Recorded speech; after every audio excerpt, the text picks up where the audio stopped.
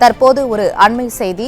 தேனி மாவட்டம் பெரியகுளம் பகுதியில் பட்டாக்கத்தி, அரிவாள் உள்ளிட்ட ஆயுதங்களுடன் கூலிப்படையினர் தாக்குதலில் ஈடுபட்டதால் கிராம மக்கள் உயிர் பயத்தில் பதறி ஓடிய காட்சிகள் வெளியாகி ஸ்டாலின் ஆட்சியில் சட்டம் ஒழுங்கின் லட்சணத்தை வெளிக்காட்டியுள்ளது.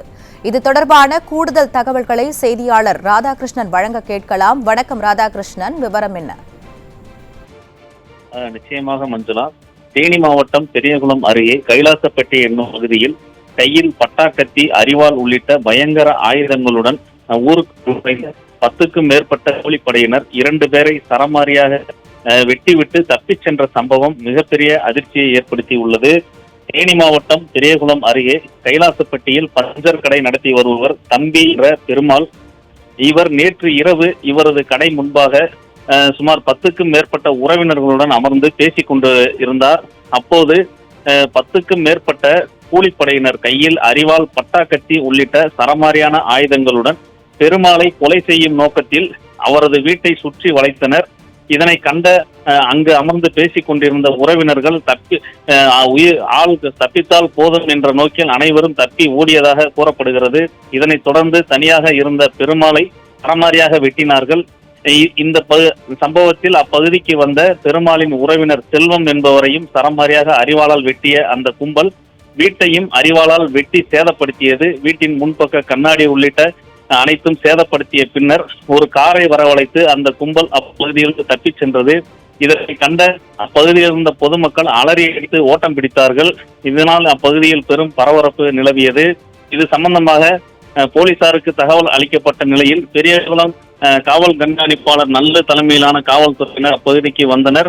இந்த நிலையில் 2 பேர் இந்த தாக்குதலில் படுகாயமடைந்து உயிருக்கு போராடி கொண்டிருந்த நிலையில் அவர்களை மீட்டு சிகிச்சைக்காக அரசு மருத்துவமனைக்கு அனுப்பி வைத்தார்கள். இந்த சம்பவத்தில் தாக்கப்பட்டவர்களின் உறவினர்கள் அனைவரும் ஒன்று திரண்டு தாக்குதலில் ஈடுபட்டவர்களை உடனடியாக கைது செய்ய வேண்டும் என்று வலியுறுத்தி பெரியகுளம் தேனி தேசிய நெடுஞ்சாலையில் மறியலில் ஈடுபட முயன்றதால் பதற்றம் நிலவியது. இதனைத் தொடர்ந்து காவல்துறையினர் அவர்களிடம் பேச்சுவார்த்தை நடத்தி மறியலில் ஈடுபடாமல் கலைந்து போக செய்தனர். இருந்தபோதும் அப்பகுதியில் 100க்கும் மேற்பட்ட பொதுமக்கள் தொடர்ந்து குவிந்திருந்ததால் பதற்றம் நிலவியது.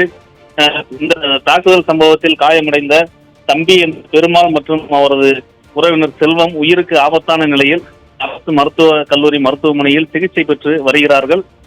இந்த சம்பவம் தொடர்பாக கூலிப்படையினர் அரிவாள் மற்றும் ஆயுதங்களால் தாக்கும் சிசிடிவி காட்சிகள் வெளியாகி மிகப்பெரிய பதற்றத்தை ஏற்படுத்தியுள்ளது. சுமார் 4 முதல் 5 அடி நீளம் உள்ள அரிவாள்கள் மற்றும் பட்டாக்கத்திகளை சரமாரியாக தாக்குதல் நடத்தும் சம்பவம் தொடர்பான சிசிடிவி காட்சிகள் தற்போது வெளியாகி அதிர்ச்சியை ஏற்படுத்தியுள்ளது. அது தொடர்பான காட்சிகளை தற்போது நாம் பார்த்துக் கொண்டிருக்கிறோம். இந்த சம்பவம் தொடர்பாக கூலிப்படையினர் எங்கிருந்து வந்தார்கள், எதற்காக பெருமாள் மற்றும் அவரது உறவினரை கொலை செய்யும் நோக்கத்தில் தாக்குதலில் ஈடுபட்டார்கள், முன்விரோதம் இருந்ததா, யாரும் பணம் கொடுத்து இது போல செய்ய சொன்னார்களா என்பது குறித்து போலீசார் வழக்கு பதிவு செய்து தீவிர விசாரணை நடத்தி வருகின்றனர். முதல் கட்டமாக தப்பிச் சென்ற அந்த கூலிப்படையினரை தற்போது போலீசார் தேடி வருவதாக தகவல்கள் வெளியாகி உள்ளது. இதுவரை யாரும் பிடிபடவில்லை. தமிழ்நாட்டில் சட்டம் ஒழுங்கு சீரழிந்து விட்டதாக சட்டமன்ற எதிர்க்கட்சி தலைவர் முன்னாள் முதலமைச்சர் எடப்பாடி பழனிசாமி அவர்கள் நாள்தோறும் தெரிவித்து வரும் நிலையில் அந்த சம்பவத்தை அதனை உறுதிப்படுத்தும் விதமாக தற்போது நடைபெற்றுள்ள இந்த சம்பவம் மிகப்பெரிய அதிர்ச்சியை ஏற்படுத்தியுள்ளது. இப்பகுதியில் உள்ள பொதுமக்கள் மிகப்பெரிய அச்சத்தில் உள்ளார்கள். மஞ்சுளா, விரிவான விவரங்களுக்கு நன்றி ராதாகிருஷ்ணன்.